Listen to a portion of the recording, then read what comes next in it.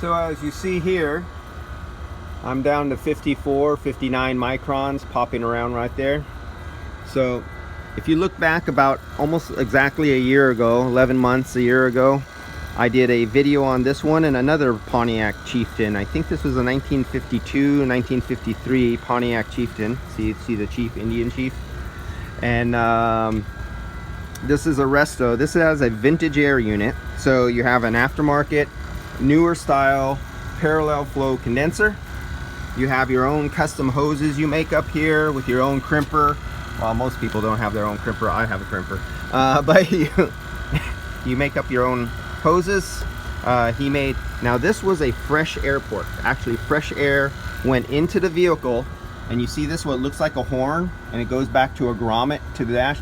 It actually, you would open up a vent, and when you're going down the highway at 60 miles an hour, you have air pressure pushing here, and it would go all the way down this cavity right into your car, giving you fresh pressurized air at a pretty good volume. And here's another one. He closed them off, and it would be right, let's see if I get my camera through the, there we go. So if you see that big horn, that's like a big tube going right into the firewall, and you get fresh air. Back in the old days, that was your air conditioning. So in his circumstance, he is using this for the air conditioning. So he removed it out of here, and you can see the air conditioning lines. You got the pressure switches, you can see the heater core lines, and where it used to go through fresh air, that's where he's running all his air conditioning and wiring on that. On the other one over here, he is running, he's wiring. There's actually wiring for all the engine controls and everything like that, because this is a little more modern. He has a electric fan up there.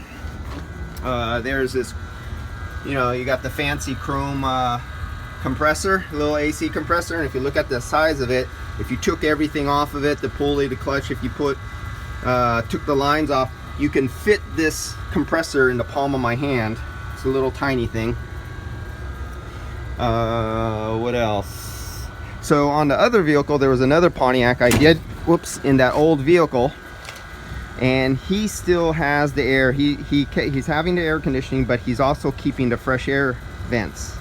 And what I told him to do was to modify his fresh air vents and put cabin filters, or put you know, like the K&N filters. So in this big opening, look how big this opening is. Okay, so from my fingertip all the way up there is 9 inches. So that is about 10 and a half inches. So you got about 10 and a half inches by about 7 inches. So you get one of those K&N filters, the foam filters, and you make your little own mounting bracket and insert it in here.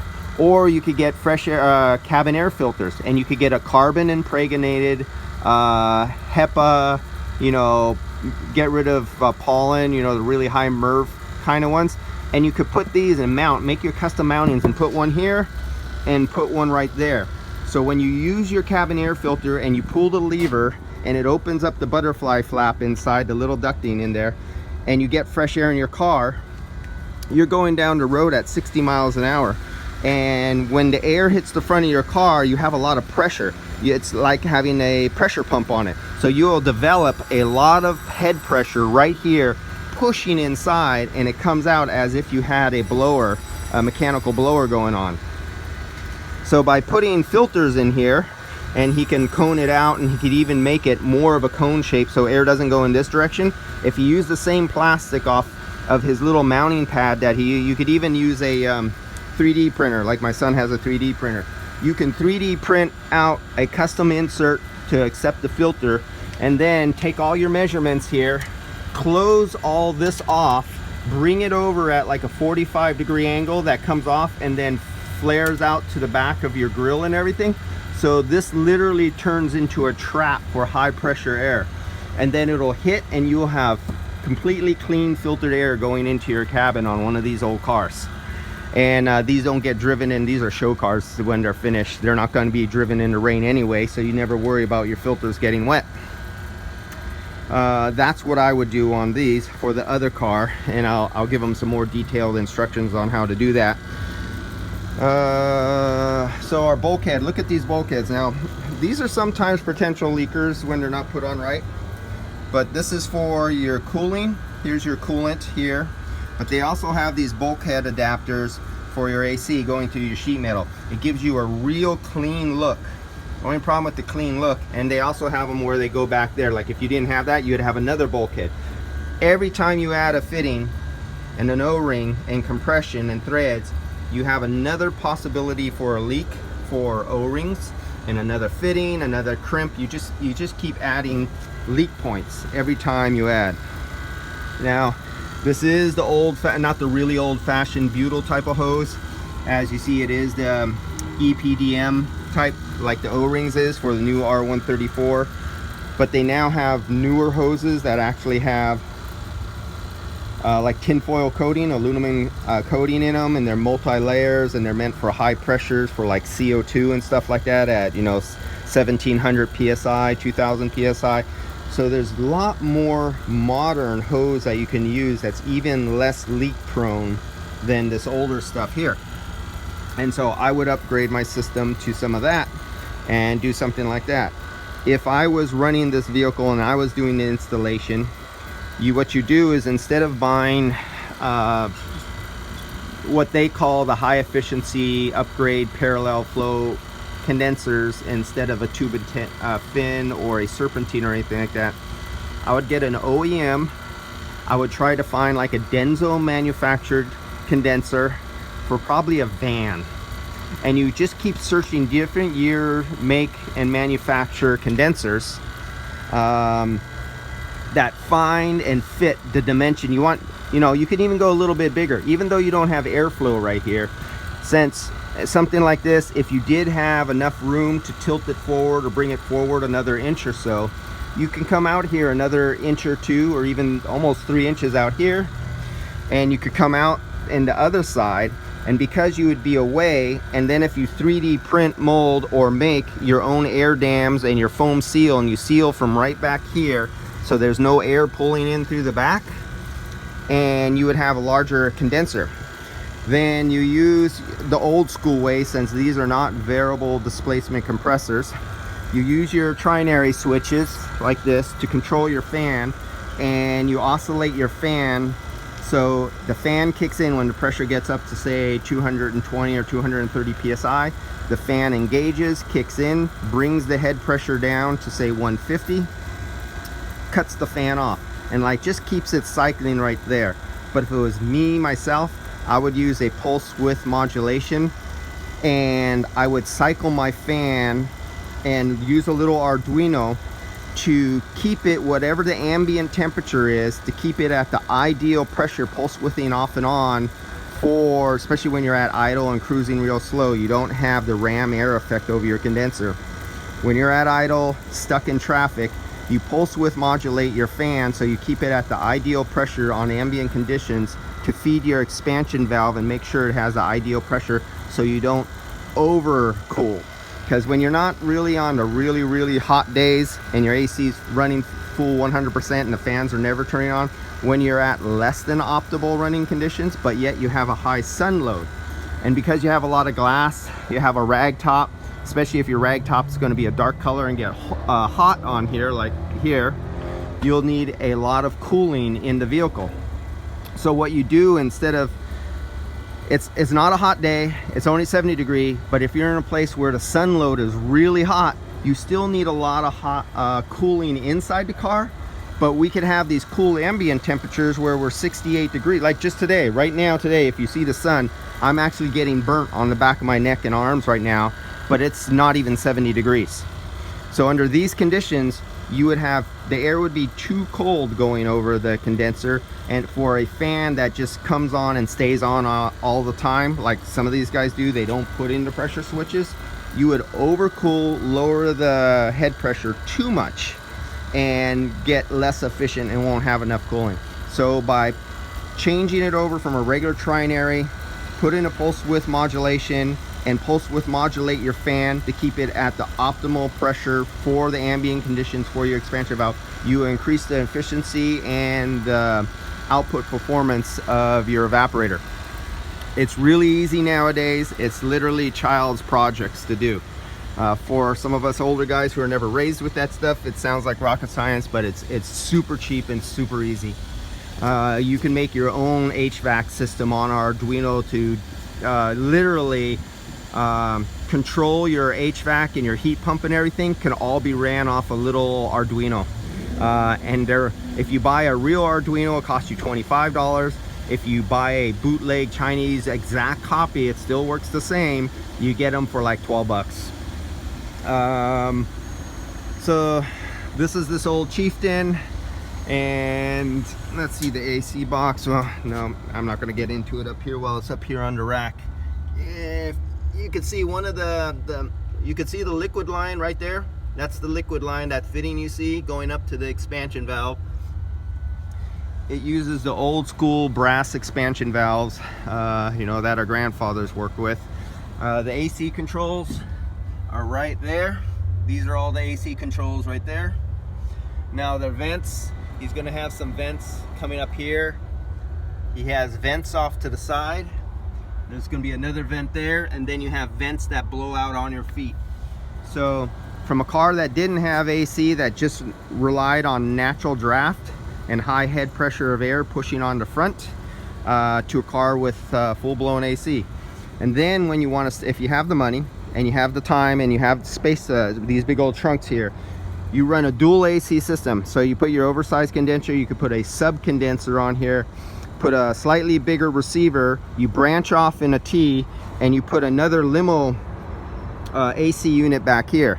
And you could do it in multiple ways because there's so many openings going back into the trunks and everything like that. So what you do is you pull the air off the bottom down here, going back to the box AC unit, like a little limo unit, or the old units like were the old Mark IVs from back in the 60s when my dad used to install them. And you put a unit back here, and then you bring your ducting out here and you shoot air conditioning from the trunk area, but you keep it sealed within itself. You don't pull air from the trunk where it gets hot. So you pull fresh air from inside the cabin, keep the pressure stabilized so you're not trying to seal it off and have a vacuum back there and you're trying to pull up air and pressurize the cabin. You pull from underneath, you put your ducting here, and you can shoot air in here, because remember, this is a rag top. And unless it's white, if it's like a nice dark red or something like that, or a blue or a black or whatever color he's going to have on here, you have no insulation. You basically have a piece of plastic or canvas, and you're going up to hot August nights or something up in Reno, or you're going to Nevada or Arizona to one of the car shows, and it's 110 degrees outside, and you have nothing but this piece of vinyl. It'll become, every square foot will become a radiant heater. Shoot, I can't remember, but the solar load per square yard, per square meter, is an insane amount of BTUs of energy, of photovoltaic radiant energy that'll strike this, turn really hot. In those cases, you want dual AC, and then we put a limo unit in the back, and so you have an old car that literally has better air conditioning than a modern car. And that's about it on this one. Let's see where we're at now. We are at 44 microns, but this is 44 microns going through rubber hoses. You're not supposed to pull vacuum. Now let's get this straight again. I don't stress this enough because I usually sometimes don't say this. You're not supposed to pull deep vacuums. If you ever wanted to do a micron vacuum decay test, you do not use a refrigerant manifold set. Bar none. That's it. End of story. You don't discuss it. You don't try to get around it or anything. You do not use refrigerant gauges. You do not use refrigerant charging hoses for trying to do a micron gauge. It's not gonna be great. So as you can see, okay, like I said, this was pressurized with nitrogen for a year. I evacuated it 3 times. It was an open system. I told them to wait to put the receiver dryer on. I couldn't remember if they waited on this vehicle or not, or if they opened it up and left it open or not. But I went through deep vacuum and 150 PSI, and when I hooked up today, I pre-pressurized up my gauges to 150 PSI. 1 year ago, the system was pressurized to 150 psi. So by pressurizing your gauges and your hoses to 150 psi, and if the system was 150 psi of dry nitrogen, when you hook up your gauges, you don't have that loss that goes through and fills up your hoses that are at 0 psi. When you do it, expect it. Expect that I put on 150 psi in here a year ago, and if I hook up empty gauges, it'll probably drop to say 142, 145 psi, because some of the volume of gas that's at 150 psi will drop into your hoses, lowering your expected pressure, and you say, oh, it has a leak because it dropped to 140 psi, so there's a leak somewhere. No, it's because you put on gauges that had no pressure, and you robbed some of that volume or pressure of gas in the system to fill up your hoses before your sensor can actually read it. So that's why, if you know you pressurized the system to 150 psi a year ago, and you're coming back and you have clean brand new gauges, you pre-pressurize your gauges with dry nitrogen to 150 psi. When you put them on and you tighten it down, so you put that valve core to pressure, you watch it and it stays at 150 psi, and you know you did everything right. So then I bled out the nitrogen, slowly opened it up and released the nitrogen, hooked up the vacuum pump. When I turned on the vacuum pump, within 30 seconds this dropped down to 1100 microns, within 30 seconds. Why? Because the system was already brand new, clean, tight, and dry, and it had dry nitrogen in its storage until it could get to the point where I can come back here and it's running and I can charge it up. So it's very easy to get well under 100 microns in less than 30 minutes on a clean, dry, brand new system. This is the difference between a used system and a new system. The difference between a system that was in a body shop from damage, they remove the condensers and they just leave, and it's filled with ester or peg oil, and they just leave the lines open for 1 or 2 weeks, and every day the car gets hot during the daytime, the hoses heat up, the air and gas inside it heats up, it expels out of the hose, just like you breathing when you breathe out your air. Then at night, when the car's in the shop and everything gets cold, and the compressor and all the lines and hoses and evaporator and everything get cold, the gas, the air inside contracts and like becomes under a vacuum. So it brings in high humidity, moist air up into the hoses, all the way back into the system to a certain extent. And it saturates the ester or mineral oil or peg, not mineral oil anymore, peg oil or ester oil. Once it's contaminated, like a wick. If you had a bucket here and you had a jute rope, for how many of you guys know what a jute rope is? Old fibrous rope made out of natural organic materials like cotton or hemp. And you touch just the end of the rope into water, it'll wick up the water a couple feet going up the rope.